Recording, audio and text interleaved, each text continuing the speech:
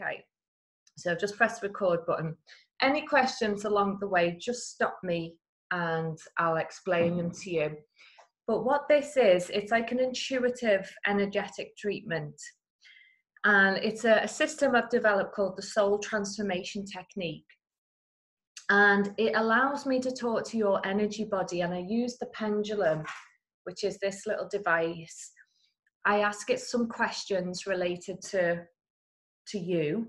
So it gives me the answers, and it's your body telling me what needs clearing or healing, etc. So I'll share with you what I've found. And all I can be with you is honest and sincere throughout the session. And if it doesn't resonate with you, just tell me, that's fine. And just give me some feedback along the way. So I'll start the session. Really, what's interesting about this is, tell me the reason why you reached out and volunteered to do this. What do you want to get from it? What's your biggest concern at the minute? The biggest concern is I seem to be doing things in a cycle. So whether it's in a relationship or whether it's in a job, it always ends up the sort of the same way. And then I tend to move on. Yeah. Okay. I can kind of see why. I'm going to be really honest with you and tell you what I've found. Mm-hmm. Okay. The problem at the root of this, it is the way that you're managing yourself. Right. Do you have a tendency to just cut, chop, done, saying it, and people get pissed off? Mm-hmm. Yeah. And you are the Queen of Swords. It probably means nothing to you, but in tarot, you're the Queen, which is great, but you have this ability to just cut people down. Does that make sense? Yes, it does, yes. And there's a reason for it. And the reason is that you have an emotion of not feeling wanted. Mm-hmm. Does that resonate with you? Yes, it does. Yeah, and this is where this is stemming from. Now, one of the questions that I ask is, are you open to healing? The answer that I got was no, because there was this emotional block that needs to be worked on first. Right. And that's in the aura, so we can work with that, not a problem. What else did I get? Yeah, it's affecting your in the area of life that it affects you the most is around values. It can be possessions, it can be money, but self-worth and how we value ourselves. Does that resonate with you? Yes, it does. Yes. Yeah. Okay, I want to say that I really want to help you with this. It's almost like you're your own worst enemy. Sorry, you broke up there, Anne-Marie. It's almost like, do you feel that's, wonder if you recognize, but sometimes it's almost like you're your own worst enemy. Mm-hmm. Do you recognize that? It's as if I'm willing it to happen. You are. Well, isn't that right? You're doing a bloody good job of it, I'm telling you. You are, because you're very powerful. You're the queen, but you're the queen of no. I've got a friend like this, and I love her to bits. But when I'm in her company, I get very triggered because she doesn't see it herself. Mm-hmm. She's very direct, and it can come across as insensitive. Yes, that's me. Yes. I'm so sorry. It's all right. I'm aware of it. I don't have a heart. People say I've got a heart of stone. No, you haven't got a heart of stone. You've probably got a heart of gold. But you know what? We need directorship and leadership. What do you do for a living? I'm a client operations manager, so I manage clients for a call center, but I also manage the call center as well. Oh, So wow. it's very much, one job is very non-emotive and very factual, and the other part of the job is I've got to be very in touch with the people. Yeah. Yeah. How do you find that? Is that a tough bit for you, or? It really depends on the individual. I don't suffer fools easily. Yeah. And sometimes just the nature of the business, the caliber of talent that you attract, you get people that don't have that kind of a millennium attitude where they don't think things through, or they don't think of the what ifs. And I just go, oh, really? You are very intellectual. You are very, everything about you is thought through. What do you really want to change? I want to attract someone, or a soulmate, that I can be with the rest of my life. Yeah.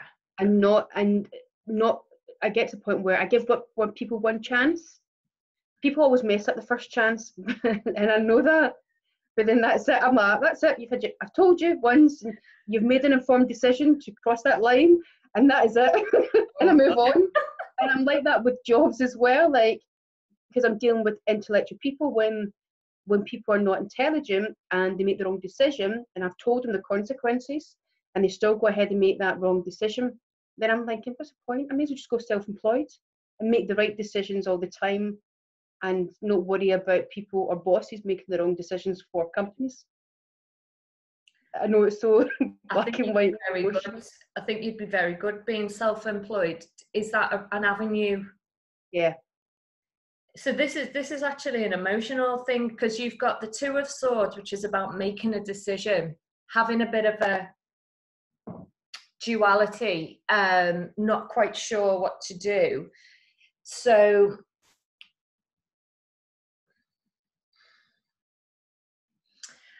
are you in two minds about it? Is it pulling you in two different directions? It's pulling me in two directions. One for the financial stability, so having the regular income.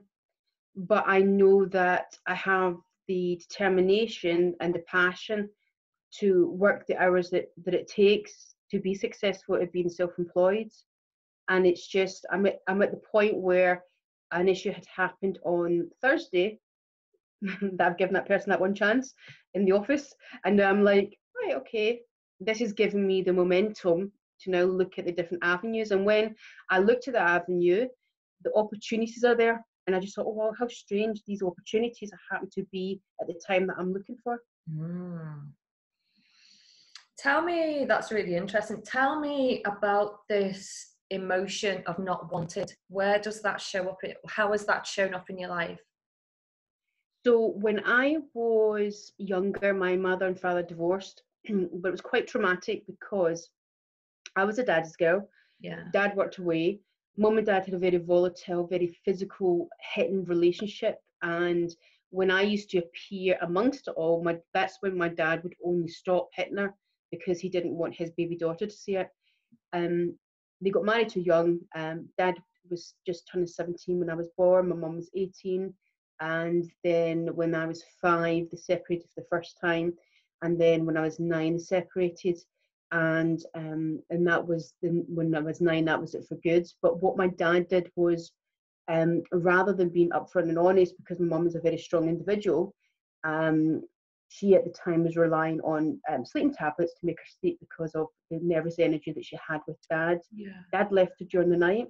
Right. And he had emptied out the wardrobe, so she was sleeping, didn't hear anything, emptied out the bank accounts, and left. So, and in those day and age, you didn't have social services or benefits or so forth. So when my mum then wakes up to find no clothes, I'm tottering in to say hello to daddy, and she's crying with the wardrobes open. So that's the sort of memories that I've got of being abandoned, so to speak. Wow. And then always through that, through my relationship with my mother was always, you can be anything you want to be, because I'm from the scheme.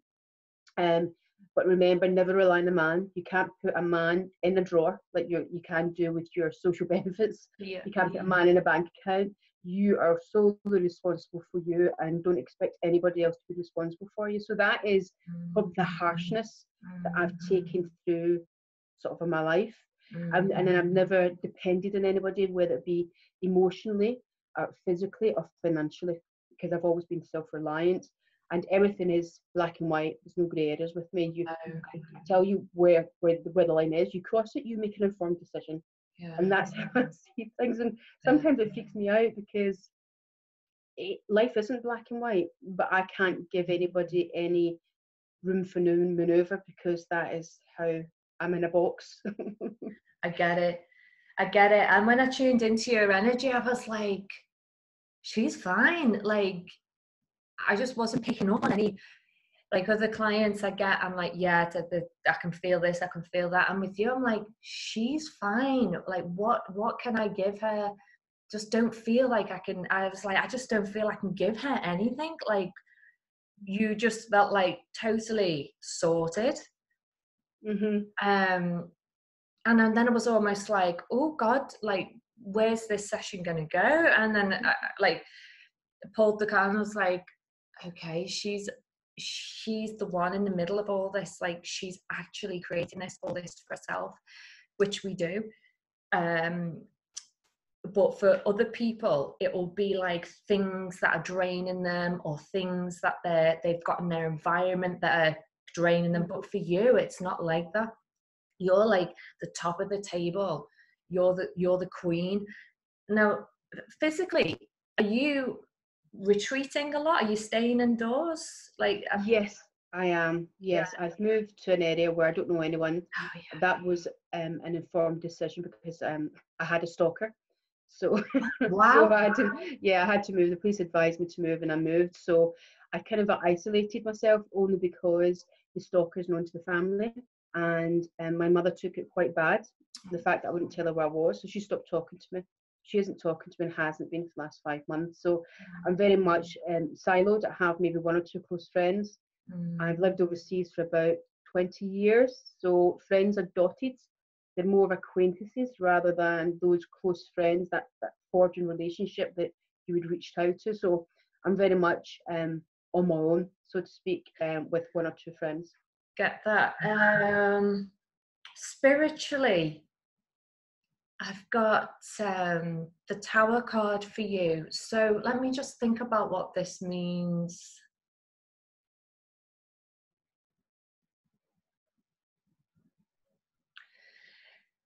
So this can mean that, how in touch are you spiritually?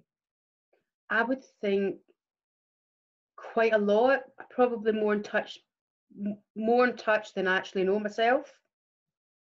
Because I do reach out to the universe every morning. I'm reaching out to say, come on, give me the impotence, give me the direction. I need support in this area. And I think about that throughout the day, but I might not act on the things that comes my way. Let me just want to just see what this is trying to tell me. 1 minute. Okay. So you've got the Tower card in the spiritual part of you. So this can be either, it's quite a Uranian card, and Uranus, which is the planet of like great insight, like flashes of lightning come into us. It could be that you just get these intuitive downloads and you know exactly what to do. Or it could be that spiritually everything's kind of changing for you, like your thought pattern is changing. It can even mean that you're going, have you been feeling lately that things have been getting on top of you too much and you just kind of want to overspill? Yeah, I do. Yeah. Like a bit of a crisis type of thing. Yeah. That's what I'm picking up on then. It's how old are you? 45.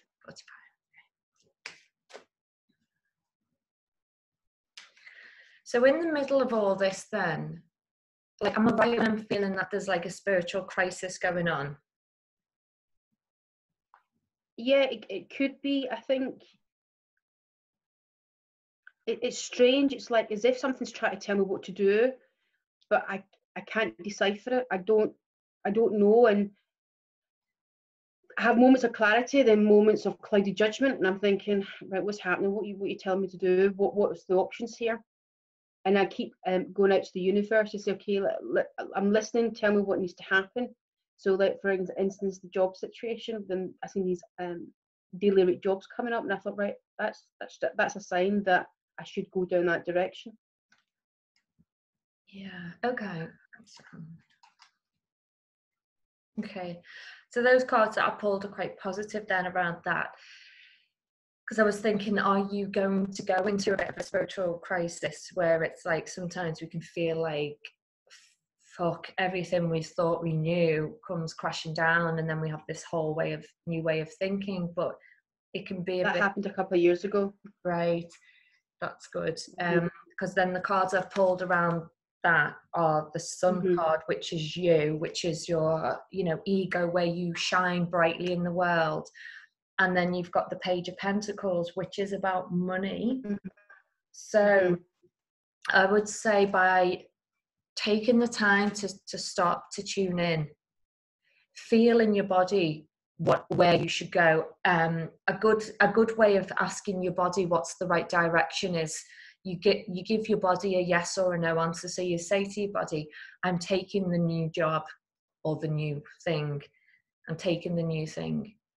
And you'll see how it feels, like a gut response. Then you can say, I'm not taking the XYZ. And you can see how that feels in your body, and your body will give you the answer. Right, okay. So I don't see anything negative with that spiritual card. It could be that it's actually saying, look, she's getting these downloads, but like you say, you're not quite sure what to do about it. So what it's suggested that we do is to do an aura cleanse. And have you heard of the aura? Yes, I have, yes. Yeah, we've got like layers that surround us. It's proven that we've got an electromagnetic field. So that's all that we're like tapping into. But through different events in basically our emotions affect our field. And if we've had this emotion that's been quite traumatic for you, it can cause chink or whatever in the field. I don't really know what it's going to look like to you or how it's come about, but that's what it's saying is needed for you right now. And all it is just a really quick visualization technique. Are you up for doing that? Yeah, totally. All right, Brill. Are you good at visualizing, or how do you feel? Yes, I am, yes. All right, brilliant. So I'll just ask you to close your eyes, and I'm just going to talk you through it. I don't know where this is going to go. I just use my intuition. So just close your eyes, just take some nice deep breathing. I always say focus in on the heart center. And just start to imagine the breath just expanding out from the heart. Now I'm actually going to ask you to tune into your higher self. So just imagine a cord of connection coming out from the crown of your head, shooting all the way up as far as it can go until it feels like it touches a place which is called your higher self.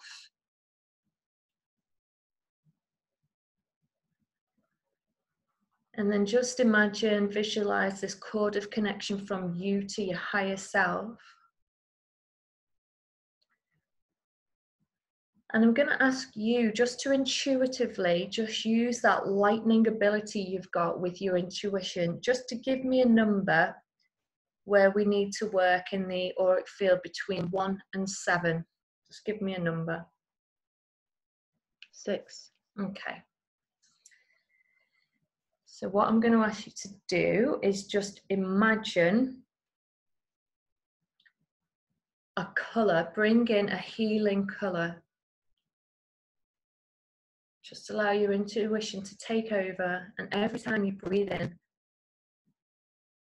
you breathe out this magnificent healing colour.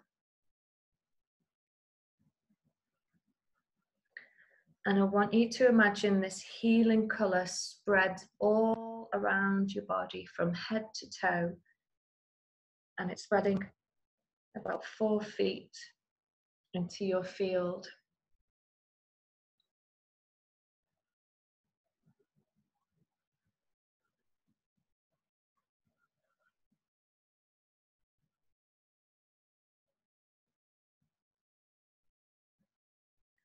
Just want you to take your awareness into that layer. You'll see it like a bubble or a shield. Just scan your whole field all the way around your body, all the way around your head, your neck, your back, your throat. Just scan your heart, your stomach, your pelvis. Scan all the way down your legs and your feet, your back. And just scan all around that field, which is about 4 foot, if not further, around your body. Just sensing, is it smooth? Does it have dips in it? Does it have cracks or holes? And just tell me if you notice anything and what it feels like. I'm feeling very warm. Mm. The pains in my stomach's gone. Mm-hmm. I feel as if I want to let out a big sigh. Mm. And the number 8 is coming at my head. Okay. So just let out a big sigh, because that's an energy release. And it might be that the colour gets stronger. Mm-hmm.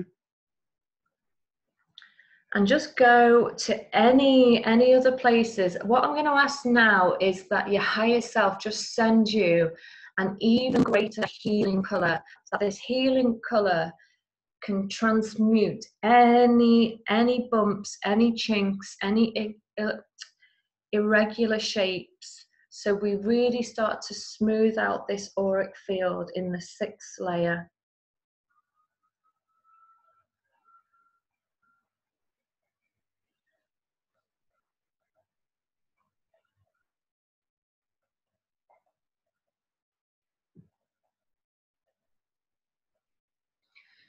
My sighs are so deep, I feel as if, like, when I breathe in, I'm breathing in more than I would normally do. Yeah. As if I'm empty. Yeah, good. So this layer that you've chosen, this layer accesses all of the universal energies. It works as a template and it holds our spiritual ecstasy. It's about divine love and our group consciousness.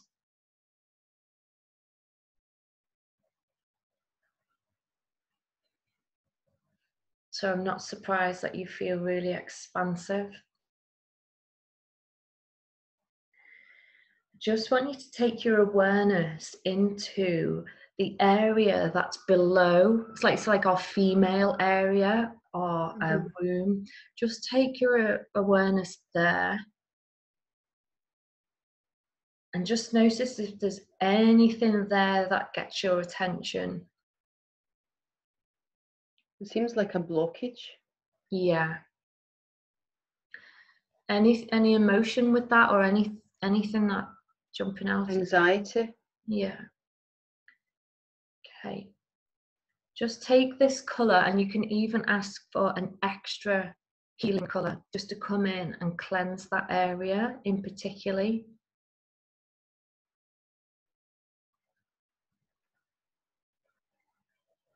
This is the area of our emotions, our self-worth, our inner child. This is a water area, so you can imagine this colour flowing like the sea would cleanse anything on the shore. It just cleanses it away, washes it away, anything that shouldn't be there.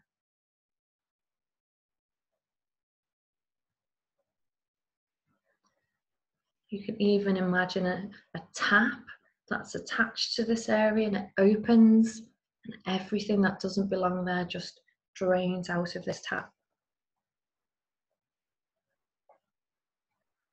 I feel as if my stomach is descending and shrinking. Mm. I can feel the laptop moving from my lap. Yeah.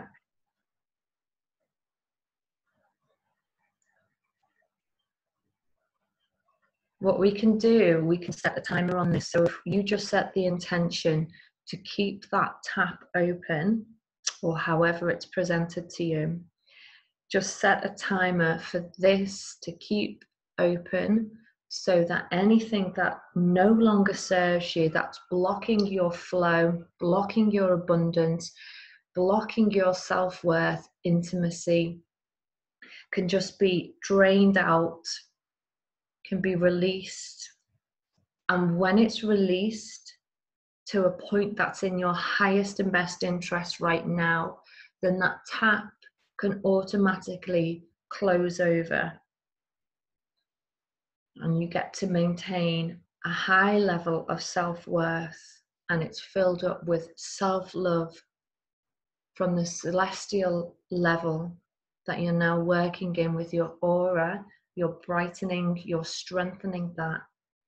And this is the energy that can come into that sacral chakra, this lower tummy area, and fill up anything that you've released with the highest level intention, the highest level of love and healing for you. So when you're ready, just take some nice, say 3 nice, long, deep, slow breaths that feel quite meaningful for you. And take your time, and when you're ready, you can open your eyes.